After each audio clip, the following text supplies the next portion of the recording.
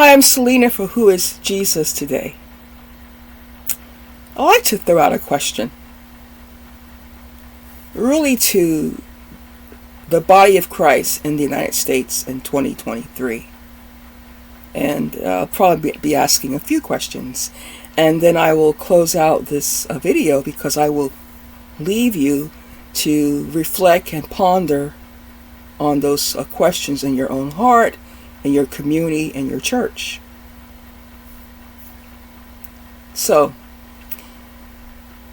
what do you think is the condition of the church today in 2023, especially after the outcome of the last election? So, from the last election that we had, post-election, right? As of today, what do you think is the outcome? Based on the outcomes of that election, how has it really impact the body of Christ today, particularly here in the United States of America? What do you think about that? Do you think that the church was prepared at large for those outcomes? I'm not referring to a remnant, but at large. Was the church prepared? And if not, were the people of God really thrown off guard because there was this great anticipation and hope for things to turn out differently? So based on these outcomes and disappointments, how do you think that has impacted the body of Christ in the United States today and moving forward?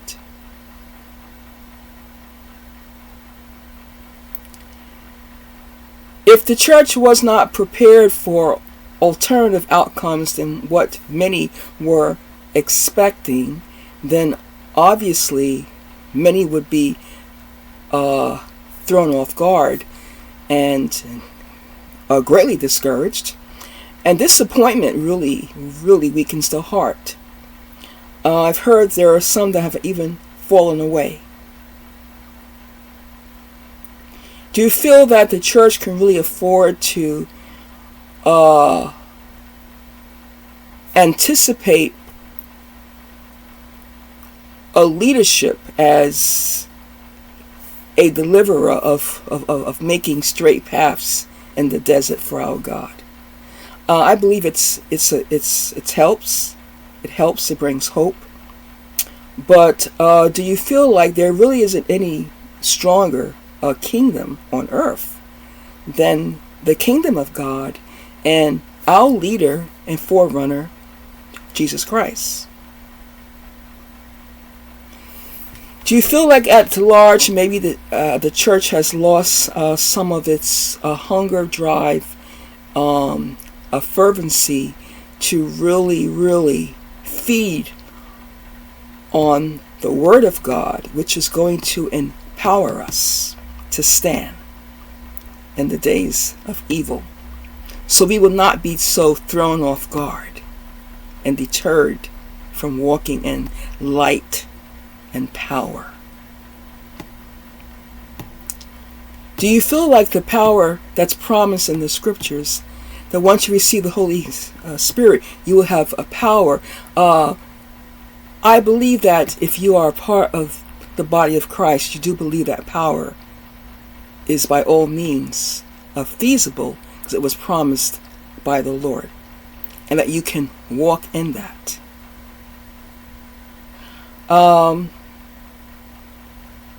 Based on the outcomes and the turn of events in the United States and things that we are seeing today and the ideologies that are being pushed, what do you think is going to be the outcome for the church, the body of Christ, in the next upcoming months and years as the Lord would tarry? I hear a lot, and I do believe that the Lord Jesus is soon to return. We are living indeed in the last days. But I also know that a few years ago, I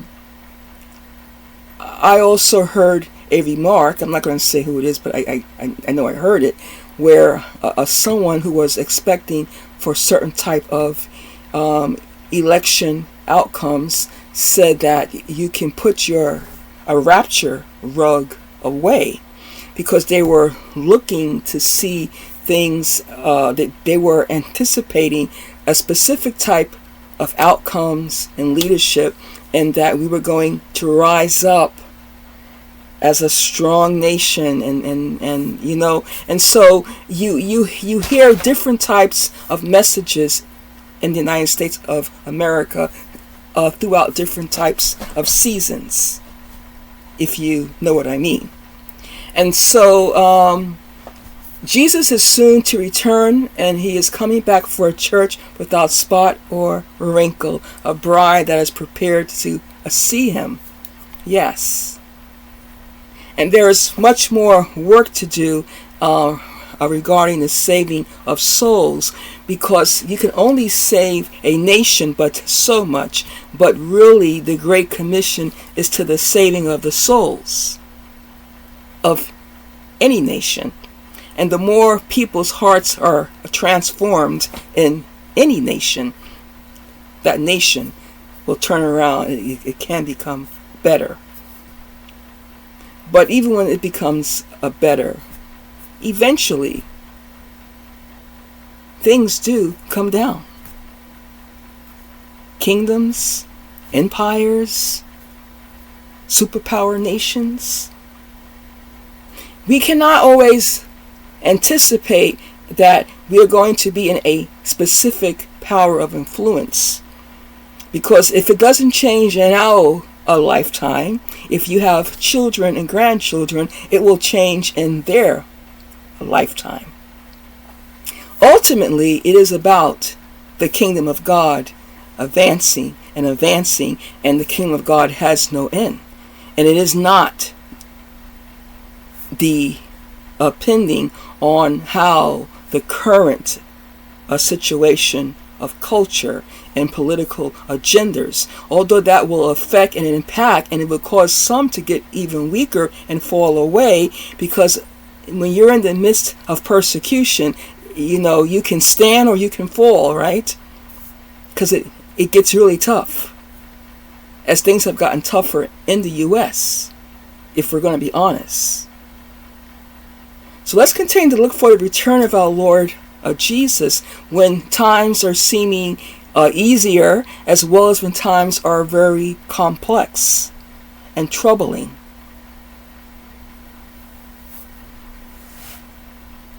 Nations rise and fall. Kingdoms do rise and fall. So really, we can only put our full hope in the kingdom of God. Jesus Christ is the deliverer for the people of God, always has been, always will be. He is our champion, the Lion of Judah. When all else around seems to be crumbling and leadership fails, you cannot depend on them. You never could, but so much. We have to look up, for our redemption draweth nigh. But where is the church today, post 2020? And the way things have happened in the flood of evil, were many not prepared? Were many not prepared? And what can prepare and make us stronger for opposition and evil? It is not by might or by power, but by my Spirit, says the Lord. We don't look to our nation for the power. We look to the Lord Jesus to help his people to impact the nation and the culture. You see, the church, I believe, has always been meant to impact the culture, whatever kind of culture it is. What's going to be stronger? The light, the body of Christ, or the forces of evil? Because there's always a war going on in the spiritual realm. Is it true that depending on the furnace of the people of God will determine how the culture of the day is impacted, and all kinds of cultures? Again, was the church, the body of Christ in the United States of America, not prepared for the degree and the elements of evil that were going to manifest in the upcoming years? And so here we are now, today. What is the outlook in the next few weeks, months, and years ahead? We know that our Lord can come any second. But are we to sit and wait and look up, or are we to occupy until He comes? We're going to need power that we don't have of our own, and that power is in the Holy Spirit. And just like the Christians had to stand during the time of, say, Nero, they can stand today. But we're going to need power. Power that we cannot create ourselves, or we can try to manufacture, but it will crumble. It will crumble. It's not just the words that we say, but it's the power and the Spirit that's behind what we say. So, those are a few thoughts to think about. To really think, really open and honestly about, was the church prepared at large, I'm not saying the remnant, for what was coming ahead? And we've seen evil manifest and manifest. But I can say to you, if you belong to the body of Christ, you have access to power that you cannot believe. And I don't mean illegitimate power.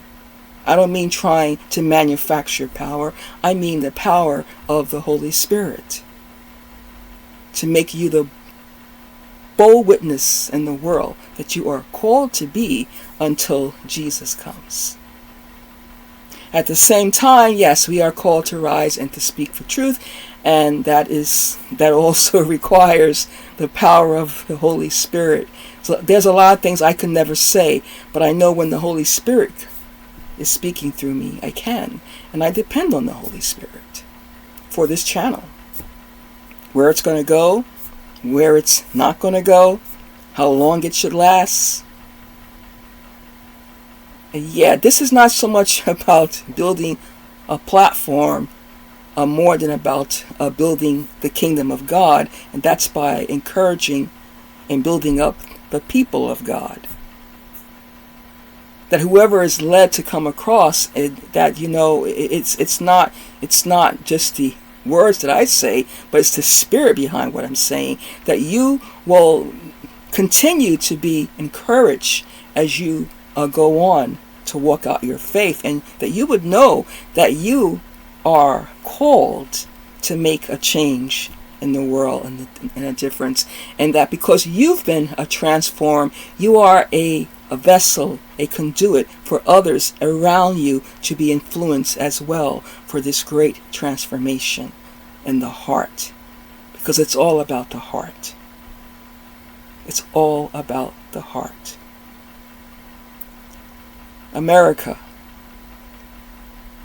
where are you today? What are you waiting for next to the church in the United States? What do you feel is on the horizon?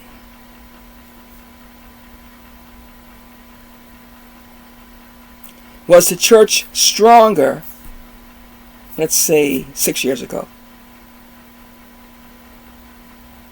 I'm asking this question.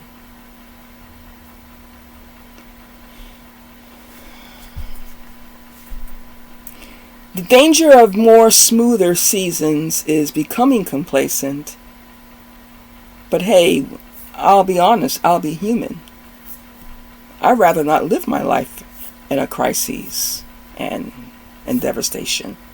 Yeah, I mean, it's nice to have smooth sailing. But sometimes we have to be, the rug has to be, the rug of comfort has to be pulled out from underneath us. And we're going to need some seasons of hard times and persecution to remember to come back to the true heart of worship. What is it really all about? What has it been about all along? Where does our power come from to impact the cultures that are around us? Where does it come from? We need the Holy Spirit, and we need one another. Thank you for listening today. You hit that subscribe button and like. This is, as I said, I feel I've been given by God the reason that I am on a YouTube at this time. And even there's things I have yet to know of, but I'm convinced that certain people come across this channel who are in need to hear what is being said at that time. And I want to be that a vessel that when that someone comes along that's ready to even give up on life, that they hear something and it clicks and says, no, there is hope. There is hope. Let me return to God. This is a channel that encourages the prodigals around the world to come home. It's safe. The Father is waiting for you with a feast, with open arms to receive you. You don't have to stay out there any longer. Doesn't matter who's in power or leadership. We know that God is almighty and his kingdom has no end, and Jesus is always in power. And so you can come home regardless of what's happening around you or in the world. Until next time, Shalom.